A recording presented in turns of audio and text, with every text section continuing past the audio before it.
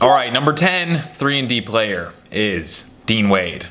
Why 10? He actually is really, the quintessential 3-and-D player is a guy that does catch and shoot threes, is a shooting guard, or a small forward. I think sometimes power forwards make their way in there. It's positionless basketball anyway. No one really has a position anymore. It's a guy that plays on the outside. From what I looked at, it's a guy whose offensive game is on the outside. It's on the perimeter and does not hang out in the paint. That's the technical definition, which is Dean Wade, and I'll tell you why. And also a guy that defends the perimeter too. That's they say it's the most coveted position to find a guy that can be a 3-and-D wing. And it's kind of funny because it's a coveted position, but you're guarding the other 3-and-D wing. So Dean Wade is the number 10, which is probably surprising, and because he doesn't start, and that's why he's so low on the list. Because of all these guys, he is the best defensive rating. But one thing that you have to understand, defensive rating, it only really matters if your team has a good defensive rating. So evidently, the Cavs were really good on defense last year. I don't remember people talking about them being incredibly good on defense. But you're going to see, because there's another player on this list that's on the Cavs and has a very low defensive rating. Granted, Dean Wade did not start many games. He started 32, he played 54, he got 20 minutes a game. So things are different when you don't start. Defense is easier when you don't start. Or you're playing just against a different caliber of player. You're playing against second unit guys. So does that have something to do with Dean Wade's high defensive rating? Of course it does. Nevertheless, he's good. He's a good player. He shoots 3.6 catch and shoot threes at 37.8%. What's his regular? 39% from three. 37.8 are the catch and shoots. The catch and shoot is when you catch it and you don't dribble and you shoot. It's probably obvious, but that's the definition, which are most of his threes. So if he's attempting 3.7 3-pointers a game, what's that mean? That means all of them are catch and shoot threes. 3.6 catch and shoot threes, and he shoots 3.7 means he barely ever takes a dribble. One thing that's funny, and this is in my notes about Dean Wade, he looks tall. He looks tall out there. He's 6'9". He looks taller because he has a quick release, but he shoots over people very well. And he'll have a hand in his face and he'll just put it directly over dudes. It's really impressive. And so I've got a feeling he's not actually 6'9". Another thing he doesn't dribble, but he will fake drive. And he can get people to bite on the fake drive, which is really funny. Because I don't think he has any intention of taking it to the rack. I don't even know if he can do it. But he gets people to bite. He can at least convince people that he's capable of taking it to the rack, which is impressive. Remember the Dean Wade game against the Celtics? It was March 5th this year, 2024, year of Christ our Lord. He got 20 points in the fourth quarter. I think he went 5 for 5 from 3, and he got a putback dunk that Darius Garland had missed. It was and then Travis Kelce gave him a hug after the game and kissed him on the cheek. It had to be pretty big moment for him. Maybe he's not a football fan. Maybe he's like, who is that guy? Who is that guy that just kissed me on the cheek? He didn't actually kiss him on the cheek, but he dapped him up and showed him love. But low on deflections, not a big steals and deflections guy. Not a huge... Oh, and the little number by the stat is where they rank with those stats. Because I think catch and shoot threes, contested threes and twos, deflections and steals are what makes 3-and-D guys. So he doesn't really rank very high amongst all of them. And I probably talked about him too long. So let's move on. Strus. So he's the other guy. Defensive rating. He has, 109. Oh, you want a low defensive rating. Because what defensive rating is, it's per 100 possessions. How many points does the other team score? So you'd want a lower. We'll go back to Wade. 103.5 is better than 109.7. Right? Because it's how many points the other team scores. So you want a lower number. It's how many points the other team scores in 100 possessions, which is a typical basketball game, is 100 possessions. I believe for each team getting 100 possessions. So Cavs had a good defense. And then usage percentage, that's another thing. Wade had a low usage percentage. That means 10% of all the plays that happened while Wade was on the court finished with him, either shooting, getting fouled, or a turnover. He wasn't a big part of their offense. That's the truth. Strus was a little bit more, so 16.7%. That's about in the middle of all these guys. Middle of the pack. What does he do well, though? The catch and shoot. He was the king of the catch and shoot because 6.1 catch and shoot threes a game. That's a lot, considering he's shooting 6.8. He has the most catch and shoot threes of anyone on this list, making him a quintessential 3-and-D guy. Do I know what quintessential means? No. But based on the context that I've heard it, I think I used it correctly. He's the catch and shoot 3 guy. He's a 3-and-D guy because he's pretty good on defense as well. He gets almost a steal a game is like what you can kind of ask for a player. And he gets decent deflections, 1.7 deflections a game. But what does he do well is contested shots. So 4.2 contested twos and then 2.3 contested threes. It's a lot of contested shots. It's the third most contested shots of anyone on this list. What are the negatives? I have my negative thing. 3-point percentage in general is only average, 35%. Average in the context of a good NBA player. I feel like it's good. Right? 35% from 3 would be good, but when we're really saying who's the best, if we're saying who are the best 3-and-D players, it's not awesome. It's not awesome because we're going to compare them to people that can shoot better. Yeah, what are my notes from? I watched a lot of highlights so I could have some observations about each individual player. Strus's offensive game happens entirely outside of the 3-point. Like, anytime he receives the ball inside the paint or even inside the 3-point line, he is dishing it out. He is done. You can watch any game. He does not want the ball. If he has the ball inside there, he's ready to dish it out. He's not going to use his footwork. He's not going to get in the paint. He's not going to back a guy down. Obviously, that's not his position, but he doesn't take it to the rack very often either. Most of what he is doing on offense is, hey, I'm going to post up outside and I'm going to shoot a 3. You get me the ball, I can release it quickly and I can shoot a 3. He's also one of the stickiest guys on defense.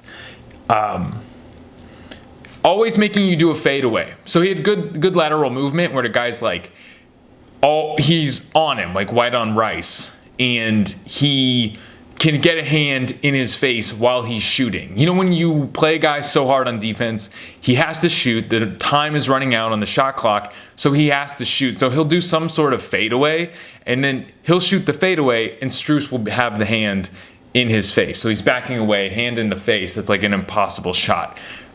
It might as well be a block because you're forced to put up a shot where you can't even see and you're moving backwards away from the hoop. Strus will make you shoot that shot. And it's a tragically inefficient shot. Jaden McDaniels, you thought he would be higher. I thought he would. He had a good playoffs this year. So he shot 42.9% from 3 in the playoffs. So I thought Jaden McDaniels, he is the 3-and-D guy. He looks like a 3-and-D guy. When I imagine a 3-and-D guy, I imagine Jaden McDaniels, Mikal Bridges, Durant to a degree. He's like a extendo 3-and-D guy, but the long, skinny, wiry muscle guy, which is Jaden McDaniels, because he has the longest arms. He has the longest reach. He is the best at poking the ball away from other players. And okay, so his catch and shoot, he doesn't do a lot of catch and shoot. So he's not really a 3-and-D guy. He's 9th on this list. And he doesn't really contest all that many outside wing shots. I don't know if Jaden McDaniels really is a 3-and-D guy. He is, but he does a lot of other stuff well. He's also really a great ball handler. And he can figure out how to score in the dunker spot as well. So you're watching him and you think, yeah, there are moments of his game where you think, this is, excellent 3-and-D guy. But then you watch him and you realize, he's just sort of an excellent basketball player offensively as well, which you really wouldn't consider. So that's kind of why he's number 8 on the list, because he's really good. You probably think it's a little bit low. It's just because he's not really a 3-and-D guy. He does so much more, even though he looks like one.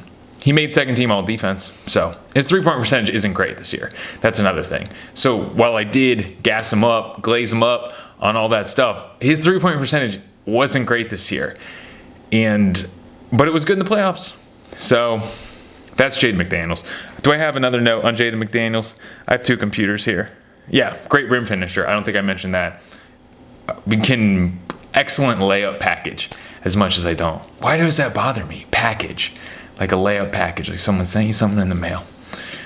I like it. I think when something really upsets you, it's because you like it. And you hate that you like it. His layup package, he's got some variety. It's like Christmas Day. First team all defense, Mikal Bridges. Not everyone, acting like. There were a lot of comments when I put Mikal Bridges on like best defensive player, the list. People wanted to remind me that he was not good this year. And they were right. He did not have a great season. He had a good season for a defensive player, but he didn't make all defense this year. He didn't make it last year. My theory on this is I think he was a little bit depressed. Would you blame him? Right? When the Knicks played at Brooklyn, you're playing against your buddies, you're playing against your teammates, and the whole entire stadium is cheering for the Knicks. Depressing. And you know you don't really have much to play for. He didn't like Jacques Vaughn. I didn't like that he criticized Jacques Vaughn, but he did. He didn't like. It was one of those statements where he says, "I don't think we know what we're doing out here," which I think is the biggest diss to a coach, is to say, "I don't think we know what we're doing out here," from your best player. So he had a lot of catch and shoot threes, but he also did a lot of other stuff too. His usage rating is 23.8. You're not really a wing at that point. You're way too involved in the playmaking to be a wing. People are still going to call him wing, though. I have to put him on the list, because otherwise, no, my credibility would be gone. Because people would say, hey, you didn't put Mikal Bridges on the list. Even though he had a down year, he should have been somewhere on the 3-and-D list. Because when people think 3-and-D, they think Mikal Bridges. So there he is. And he's 7 on the list. Not a lot of steals this year, not a lot of deflections. Wasn't working hard. I don't think he really cared that much. The defensive rating is really bad. Again, Brooklyn had a really bad defense, had a really bad everything, had a really bad offense. He's been good, though. So I still think he's talented, even though he had an off season. And based on his previous body of work, I'm going to go ahead and say he's number 7. The thing about Mikal Bridges on defense, the defense is boring because it's consistent. It's just staying in front of your man. It's just lateral movement. Doesn't get a lot of blocks, doesn't get a whole lot of steals, but it's just consistent lateral movement that makes it hard to get a shot off. So it's boring. You're not going to have crazy defensive highlights from Mikal Bridges, but he's going to play 82 games and play solid defense on the other team's best player. And they'll probably get 30 when they would have got 40 from another defender. I think that's, I know I have another note on here. I should just have this closer to me. I apologize. But, yeah, he exhausts guys. Oh, he can drive and play make too. He's, very much like Jaden McDaniels. Very similar games to each other. Alex Caruso is on the list, even though some websites have him as a point guard. A lot have him as a shooting guard. But he is a 3-and-D catch and shoot guy. 3.8 catch and shoot shots, 40%. He had an excellent shooting season this year, man. 40% from 3. And crazy deflections. I think, he's number 1 on this list for deflections and steals a game. Defensive rating, 110. It's not great, but the Bulls didn't have a great defense. And he 14.6 usage. I think that's going to go up this year. I think he's going to be more of a part of the Oklahoma City offense. He's going to start, right? I assume he's going to start. I assume it's going to be Shea, Hartenstein, J-Dub, Chet, and Caruso. Oh, what about Dort? Maybe. It'll probably be Dort. It probably won't be Caruso. That's a stacked team. I still want to say Caruso's going to start, but I don't know. Second most in contested shots. Man, I think I should have. Why didn't I have him higher? Maybe he plays less minutes. Maybe that's why I didn't have him as high. But he's made a first team all defense and he's made a second team all defense. He's been a part of that championship Lakers team. And he played a lot. People forget. He started a lot of those games. But yeah, he had some DPOY votes. Do you know that? Finished 10th in DPOY voting. I'm excited for that Oklahoma City Thunder team. And you know why I'm excited? It's not because I think they're going to be good. It's just because I like a lot of the guys on that team. And they seem cool. And they're fun to watch succeed. That's my thought on them. OG Anunoby. What the heck? 5? What the heck? He's the best. But he's the best. Only played 50 games. That's it. He is the best. But he only played 50 games. That's the problem. And in prior seasons, he's played even less. In fact, he's a champion, but he didn't play on that championship team, which has to be strange. Has to be a strange feeling to have a championship ring when you didn't play in the playoffs. Has to be a strange. It wouldn't be strange. You'd be like, oh wow, you won an NBA championship? Yeah, I did. Kinda. It's like, well, no, you did. You contributed during the regular season. I think he actually played in the regular season. He's like, yeah, I guess I did. I guess I was, part of the team that got us to that point, and I did contribute. But it would feel strange, right? It would just feel strange to have the championship ring and be an NBA champion and not have played in the playoffs. Or even like not having played the finals would feel a little bit weird, running out on the court when your team wins and you didn't play. Maybe it's not. Maybe that's just my attitude. Maybe I have a bad attitude about that. But yeah, what can I say? He's great. Third in catch and shoot threes. Third in catch and contested shots. Deflections and steals, he's all over it. Defensive rating, second best. And then 17.3, the fourth best usage rating on here. He's, actually OG, because he should be higher up in this 3-and-D ranking because he is a 3-and-D player. Sure, he can do other things. He's a great cutter as well. That's another thing he does very well. He's an excellent cutter, and he's always in the dunker spot. And he's strong, dude. He might be one of the strongest players in the NBA. He's definitely the most jacked. He's definitely the most, Giannis is probably the most muscular. Who would win in a bodybuilding competition? Probably Giannis. But OG would be top 5, top 10, right? What are we talking about here? We're talking about 3-and-D players. Let's see if I have one more note. Every shot, OG makes every shot a bad shot for the other team. That's what I noticed. Every pass a bad pass and every shot a bad shot. And players will preemptively complain. They'll complain after OG plays good defense because it's so ingrained to them when they have a poor shot to look at the ref. Because really what you're doing when you're looking at the ref to be like, ref, what's going on here? Like, what are you doing? Hey, did you see that?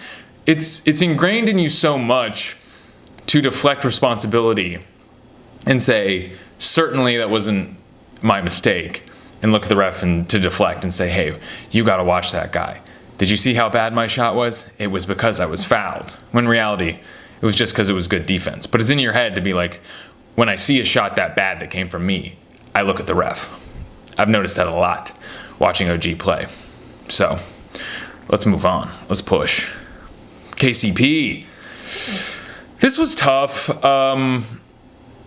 It's really, he had rough shooting percentages in the playoffs this year. But it sucked. But he shoots, I think really what brought him up on this list was just being a great three-point shooter in general. And his catch and shoot threes are pretty high. The percentages are pretty high. He doesn't shoot a lot of them. He doesn't contest a lot of 1s and 2s. Gets a lot of deflections, gets steals. His defensive rating is decent. But his usage is 12.6. That's about what a guy that catches the ball and shoots it is. It's really his defensive presence in how he fits on that team that brings him up quite a bit. So I am very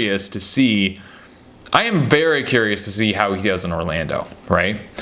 Joe House on Bill Simmons' podcast was talking about, he brought up the fact that when he was a Wizard, he wasn't great. Like, he wasn't this all defensive guy when he was a Wizard. The Lakers traded him for Russ, They basically just did salary swap for him. So without Jokic, is KCP's value going to be there?